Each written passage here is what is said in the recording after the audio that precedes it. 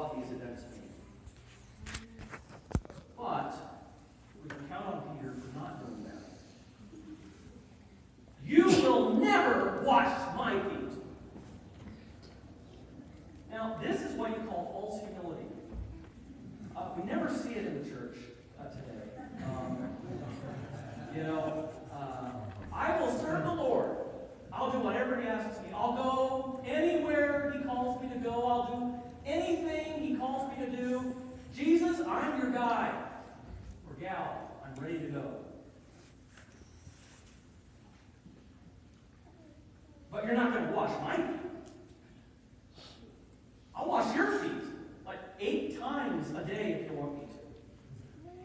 The other disciples kind of reflect a little power thing, especially James and John, the sons of thunder. They sort of want to run the store. They want to sort of be interviewed by CNN. Whereas Peter seems to me to be a little bit different. Peter wants not power, but to be the servant of the servants of the Lord. In other words, he has zeal, but it's reckless zeal. It's zeal without knowledge, and a zeal that doesn't submit to Jesus' instructions so that that zeal can be channeled in the right direction. Peter already knows what he wants to do. He's a bull in a china shop.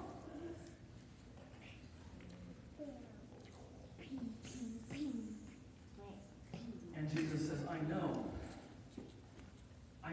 what you're going to do. Don't talk to me about to do anything. You'll serve me and run. I know what you're going to do. You're going to die tonight. So he says at the end of this episode.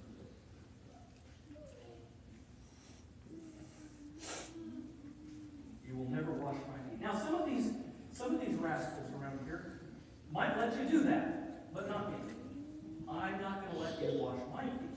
I have too much reverence for you in your office. He's already chastened Jesus for bringing up the crucifixion 3 times, so Peter shows him. He's not really big on the whole atonement topic. Matthew 16:22, he rebukes Jesus for bringing up the crucifixion, and Jesus says, "Get behind me, Satan, for your thoughts are not the thoughts of God, but the thoughts of men." Or Mark 10:32-45. They were on the road going up to Jerusalem, and Jesus was walking on ahead of them. And they were amazed, and those who followed were fearful. And again he took the 12 aside and began to tell them what was going to happen to him, saying, "Behold, we're going up to Jerusalem, and the Son of Man will be delivered to the chief priests and scribes, and they will condemn him to death, and will hand him over to the Gentiles, saying, Behold, he is to be crucified." And then James and John come to Jesus saying, "Teacher, we want you to do for us whatever we ask of you." The chutzpah.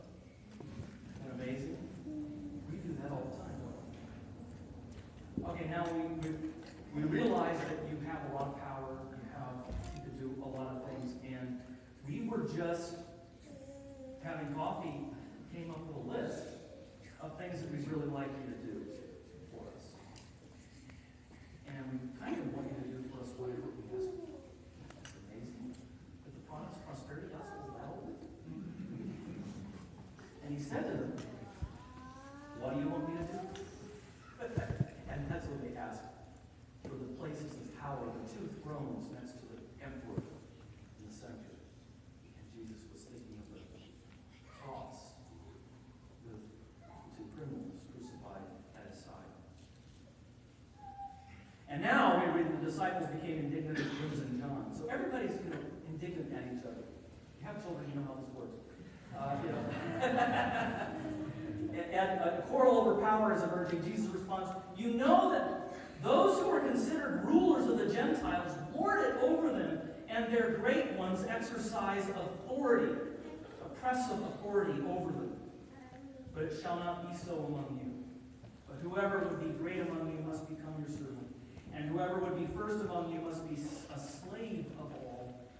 For even the Son of Man came not to be served, but to serve, and to give his life a ransom."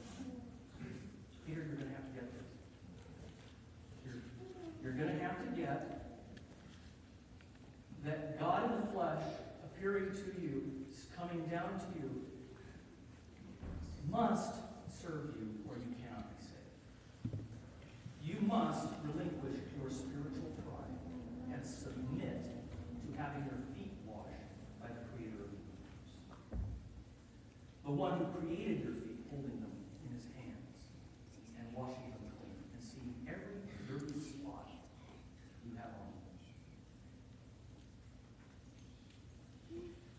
In verse 7, back to our passage of chapter 13, Jesus says, "You do not realize now what I'm doing, but later you will understand." And Peter, "Unless I wash you," he says, "you have no part with me." And the word meros here is a translation of the Septuagint Greek translation of the Old Testament Hebrew for the same word that means inheritance. When we read the book of Joshua at the end of the Holy Wars, God gave an inheritance to each tribe. Each tribe had an inheritance in the land. Christ is Canaan. Christ is the land. Peter, if you don't let me wash your feet, you don't have any share in Canaan.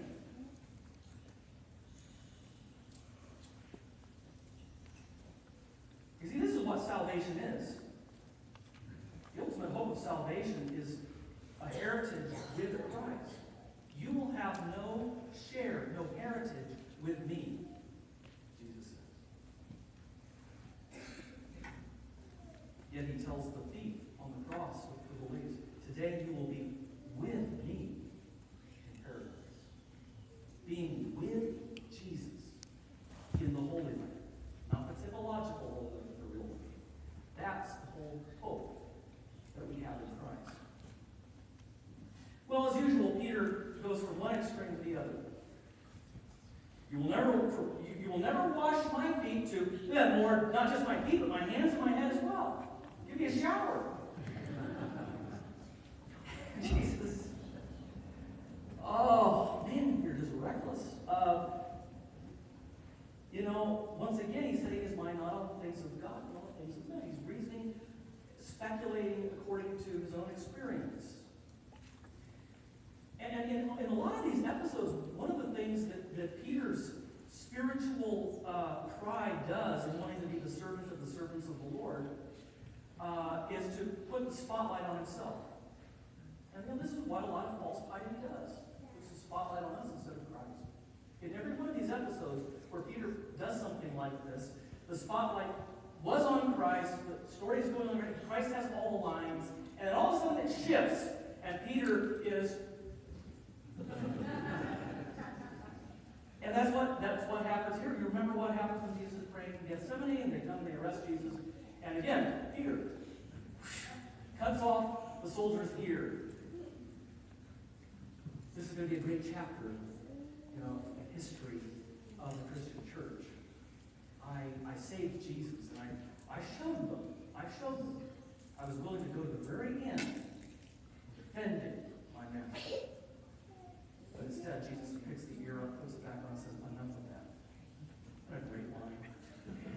Enough of that. The problem is that Peter has not really been broken. It's like Anselm's line to those who believe we didn't really need the death of the God-man on the cross. He says, "You have not yet considered how great your sin is." Peter was embarrassed by Jesus washing his feet because he hadn't really come to see how great his sin is. But he would. And that's why Jesus brings that up. He would. Now Judas was